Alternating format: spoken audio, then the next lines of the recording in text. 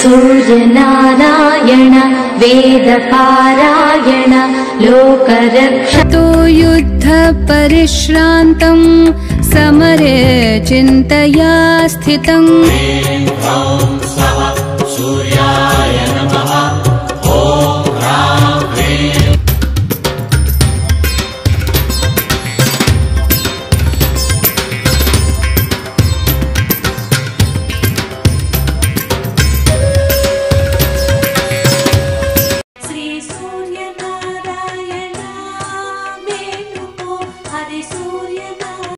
Hello అండి, welcome back to my channel.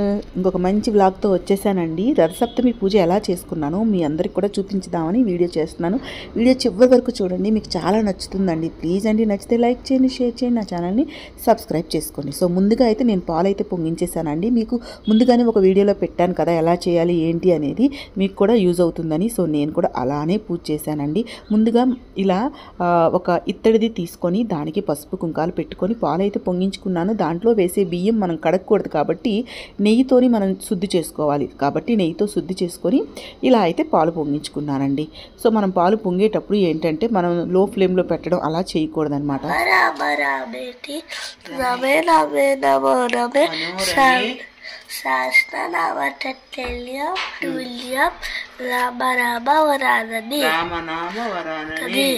ఇంకొకసారి ఓం ఆదిత్యాయ నమః. సో శమంత్ అయితే ఇలా చెప్పాడండి. వాడికి ఒకే ఒక మంత్రం వచ్చు. సో అదైతే శ్రీరామ మంత్రం. అది కూడా కరెక్ట్గా రాదు. సో నేనైతే కరెక్ట్ చేశాను మధ్యలో. సో ఏ పూజ అయినా, అది ఏ పూజ అవని ఏ దేవుడైనా వాడు ఒక్కటే చెప్తాడు. ఆ ఒక్క మంత్రమే దండం పెట్టుకోమంటే అదొక్కటే చెప్తాడండి. సో ఇలా శమంత్ వేశాక సో నేను మా హస్బెండ్ కూడా వేసేసాము త్రీ టైమ్స్ అనమాట.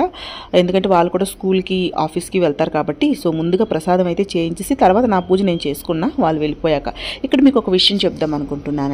చూసారు కదా, ఇక్కడైతే మా ఇంట్లో ఏంటంటే మా ఇల్లు అనేది ఈస్ట్ ఫేసింగ్ అనమాట.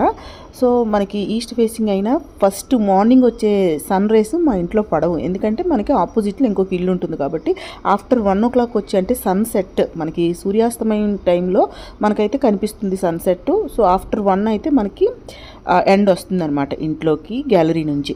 సో మనకి సన్ రేస్ అయితే పడవు. ఇక్కడ మాకు మార్నింగ్ సన్ మనకి సూర్యోదయం అయిన తర్వాత మీకు ఇక్కడ చూస్తున్నారు కదా. సో మాకు ఆపోజిట్లో ఉండే బిల్డింగ్ పైన సన్ రేస్ పడతాయి అన్నమాట. ఫస్ట్ వచ్చిన సన్ రేస్ ఆ బిల్డింగ్ పైన పడతాయి. పడి అక్కడ గ్లాస్ ఉంటుంది కదా, ఆ గ్లాస్ మీద పడిన రేసు రిఫ్లెక్ట్ అయ్యి మా హాల్లో ఉండే విండో నుంచి వచ్చి మా కిచెన్లో పడతాయి అన్నమాట. సో అది కూడా ఒక 3 to 4 minutes అనుకోవచ్చండి. 3 to 4 minutes ఉంటాయి. సో అలా నేను ప్రసాదం చేసేటప్పుడు సో నేను అనుకుంటున్నా అయ్యో పడితే సన్ రైస్ పడితే బాగుందని. సో అలా పడ్డాయి అనమాట. అదే డైరెక్షన్లో స్టవ్ పెడదామంటే సో స్టవ్ అక్కడి వరకు రావట్లేదు. అప్పుడు శమంత్ చెప్పాడు, మమ్మీ ఏముంది అక్కడి నుంచి ఇటు మార్చే అంటే, సరే నాకు నిజంగా ఐడియా రాలేదు. సో ప్రసాదం అనేది అక్కడి నుంచి ఇక్కడికి మార్చాను. సో నాకైతే నేను సాటిస్ఫై అయ్యాను. సన్ రేస్ అయితే పడ్డాయండి. సో నేనైతే అంటే డైరెక్ట్గా పడకపోయినా ఆ రిఫ్లెక్షన్ అనేది కూడా వచ్చింది కాబట్టి నేను పడినట్టే ఫీల్ అయ్యాను, హ్యాపీగా ఫీల్ అయ్యాను. మాకు మార్నింగ్ అయితే ఫస్ట్ సన్ రేసే ఎవ్రీడే పడతాయండి. ఓన్లీ 3 to 4 minutes పడతాయి. అది దాని మీద రిఫ్లెక్ట్ అయింది పడతాయి. మీరు చూస్తున్నారు కదా, మీకు వీడియోలో కూడా చూపించాను. సో ఇలా అయితే నేను ప్రసాదం రెడీ చేసుకున్నా అండి. సో మనం ప్రసాదం కలిపేటప్పుడు ఈరోజు అయితే మనం గరిట పెట్టకూడదు కాబట్టి నేను చెరుగడ్డతోనే మొత్తం కూడా కలుపుకున్నా. సో మొత్తం అన్నం అనేది రెడీ అయిపోయాక, అన్నం బాగా ఉడికాక దాంట్లో నేను బెల్లం వేసుకొని పరమాన్నం అయితే రెడీ చేసుకున్నా ఫస్ట్. సో ఇలా ప్రసాదం రెడీ చేసుకున్నాక నేను తులసికోట దగ్గర పూజ అనేది నేను పెట్టుకున్నా అండి. సో ఇలా తులసికోట దగ్గర ముందుగానే ముగ్గు వేసుకున్నా, రథం ముగ్గు. సో ఈ రథం ముగ్గు ఇవన్నీ కూడా నేను మీరు ముందు వీడియో చూసినట్లయితే నేను అన్నీ ఎక్స్ప్లెయిన్ చేశాను అండి. సో ఇలా పెట్టుకున్నాక తులసికోట దగ్గర పీట వేసుకొని ఇలా అన్నీ సర్దుకున్నా. చూస్తున్నారు కదా, ముందుగా వినాయకుడి పూజ చేయాలి కాబట్టి వినాయకుడిని పెట్టుకొని తర్వాత మధ్యలో మనం చిక్కుడుకాయలతో రథం చేస్తాం కదా, రథం పెట్టుకోవడానికి ఒక ప్లేటు దాంట్లో గోధుమలు వేసి ఆ రథాన్ని పెట్టుకొని దాంట్లో సూర్యభగవాన్ని ప్రతిమలా నేను ఒక ఆకుపైన సూర్యభగవాన్ని వేసుకొని పెట్టుకున్నా అండి. అయితే ఇక్కడ పూజలో మీరు జిల్లేడాకులు యూజ్ చేస్తే చాలా మంచిది. అయితే నాకైతే దొరకలేదు జిల్లేడాకులు. ఇంకా స్వామివారికి ఏవైనా సరే ఎర్రని పువ్వులు అలాంటివి పెట్టాలన్నమాట. నాకు ఎర్రని పువ్వులు కూడా దొరకలేదండి. సో నేనేం చేశానంటే నా సాటిస్ఫాక్షన్ కోసం తెల్ల పూలే దొరికాయి, అందుకని వాటిపైన కుంకుమ చల్లుకున్నా అండి. సో నాకైతే ఎర్రని పూలు దొరకలేదు కాబట్టి సో ఇలా అయితే రథాన్ని ముందుగా ఏర్పాటు చేసుకున్నాను. తర్వాత గోధుమలతో దీపం పెట్టడానికని చెప్పి తర్వాత వేరే ఒక ఇత్తడి ప్లేట్ తీసుకొని దానికి పసుపు కుంకాలు రాసి దాంట్లో 3 గుప్పెళ్ళు గోధుమలు వేసి దాంట్లో ఎర్ర నక్షింతాలు పసుపు కుంకాలు చల్లుకొని దీపాన్ని అయితే మట్టి ప్రమిదిలో పెట్టుకోవచ్చు. అయితే తులసి కోట దగ్గర పెట్టాం కాబట్టి గాలి వచ్చే ఛాన్స్ ఉంది, కొండెక్కిపోతుందేమో అనే ఉద్దేశంతో ఇలా నేను ప్రతిరోజు తులసి కోట దగ్గర పెట్టే దీపం మట్టి దాంట్లోనే పెట్టుకున్నా అండి. ఎందుకంటే దాని మీద ఇలా పెట్టుకోవడానికి అంటే దీపం కొండెక్కకుండా పెట్టుకోవడానికి మట్టిది నా దగ్గర ఉంటుంది, అందుకని నేను దాన్నే పెట్టుకున్నాను. సో దాన్ని పెట్టుకొని ఇలా పువ్వుల పైన అన్నిటిపైన పసుపు కుంకాలు చల్లుకున్నా. నా దగ్గర ఎరుపు పూలు దొరకలేదు, చిక్కుడు ఆకులు దొరకలేదు, అలాగే జిల్లేడాకులు కూడా దొరకలేదండి. జిల్లేడాకులు దొరుకున్నా నేను యాక్చువల్లీ ఇలా ఏం చేయాలి అంటే గోధుమల దీపం పెట్టేటప్పుడు జిల్లేడాకులు పెట్టి దాంట్లో గోధుమలు వేసి దీపం పెట్టాలన్నమాట. సో ఇవన్నీ మీకు వీడియోలో ఎక్స్ప్లెయిన్ చేశానండి ముందు రోజే, మీకు దొరికితే మీరు చేసుకుంటారని. సో తర్వాత నేను ఇలా తమలపాకులు తీసుకొని యాక్చువల్లీ చిక్కుడాకుల్లో ప్రసాదం పెట్టాలన్నమాట. సో నాకు చిక్కుడాకులు దొరకలేదు కాబట్టి తమలపాకులు 7 తీసుకొని ఇలా పూజ అయిపోయాక ప్రసాదం స్వామివారికి పెడదామని రెడీ చేసి పెట్టుకున్నా. తర్వాత ఇలా రథానికి ముందు మనకి 7 గుర్రాలు ఉంటాయి కదండి, 7 అశ్వాలు.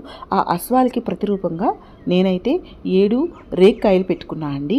సో అలాగే కొంచెం ప్రసాదంలో కూడా పెట్టా. తర్వాత మనకి సూర్యుడి నుంచి వచ్చే ఫస్ట్ 7 కిరణాలకి ప్రతీకగా నేను 7 దీపాలు వెలిగించుకున్నా అండి. ఇవన్నీ కూడా మీకు వీడియోలో ముందు రోజు చెప్పా, మీరు చూసుంటే మీరు కూడా పూజ చేసుకుంటారని. సో నేనైతే ఇలా 7 దీపాలు ఏర్పాటు చేసుకున్నా, అంటే 7 సూర్యకిరణాలకి ప్రతీకగా ఇలా ఏర్పాటు చేసుకొని పూజ అయితే స్టార్ట్ చేసుకున్నా అండి. తర్వాత నేను ఆల్రెడీ రెడీ చేసుకున్న ప్రసాదం, మన ప్రసాదం అనేది ఏ పాత్రలో చేసుకున్నామో దాంతోనే తీసుకొని పెట్టుకోవాలి. సో అలా తెచ్చి పెట్టుకున్న తర్వాత దీపారాధన చేసుకొని ముందుగా మనం గణపతికి పూజ చేయాలి కాబట్టి ముందుగా గణపతి ఆరాధన చేశానండి.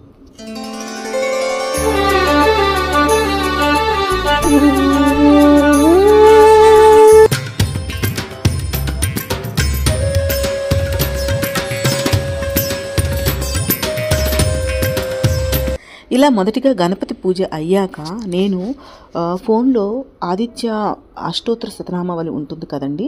సో అది ఫోన్లో చూసుకొని అష్టోత్తరం చదువుతూ ఎర్రని అక్షింతాలు రథంలో ఉన్న సూర్య భగవానిపై వేస్తూ అష్టోత్తరం చదువుకున్నా అండి.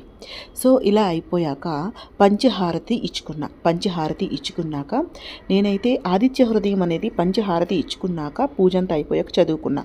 ఎందుకంటే ఆదిత్య హృదయం అన్నీ చదివాక మనం పంచహారతి ఇస్తే దీపాలు గాలికి కొండెక్కిపోతాయేమో అని భయంతో ముందుగా నేనైతే పంచహారతి ఇచ్చుకున్నా అండి.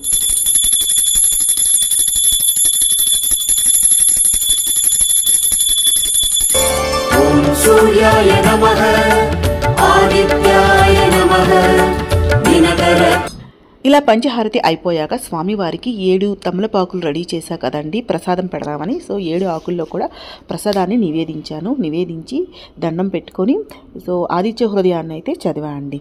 సో ఆదిత్య హృదయం అయిపోయిన తర్వాత సో నేనైతే పూజ అయిపోయింది, ఇక్కడితో పూజ అయిపోయిందండి. తర్వాత నేను ఆర్ఘ్యం ఎలా ఇచ్చానో కూడా మీకు ముందు వీడియోలో చెప్పాను, సో అది కూడా చూపిస్తున్నాను. సో అయితే ఇక్కడ ఆర్ఘ్యం ఇచ్చేటప్పుడు నేను పెద్దగా వీడియో తీయలేకపోయానండి, ఎందుకంటే సో నేను సెల్ఫ్ వీడియో తీసుకోవడం కాబట్టి నేను కొంచెం వీడియో పెట్టి సో మిగతాది నేనైతే దండం పెట్టుకున్నా. అక్కడ మీకు ఆల్రెడీ పాత వీడియోలో చెప్పాను కదా 12 నామాలు అని, ఇప్పుడు స్క్రీన్ ప్లే కూడా డిస్ప్లే అవుతున్నాయి. ఆ నామాలు చదువుకుంటూ 12 సార్లు ఆర్ఘ్యాన్ని అయితే స్వామివారికి ఇచ్చి దండం పెట్టుకున్నా అండి. సో మీరు కూడా చూసేయండి. పూజ అంతా చూసారు కదండి. మీకు వీడియో నచ్చింది అనుకుంటున్నానండి. నచ్చితే ప్లీజ్ అండి లైక్ చేయండి, షేర్ చేయండి, నా ఛానల్ని సబ్స్క్రైబ్ చేసుకోండి. ఇంకొక మంచి వీడియోతో మళ్ళీ వస్తానండి. అప్పటి వరకు టేక్ కేర్, బాయ్.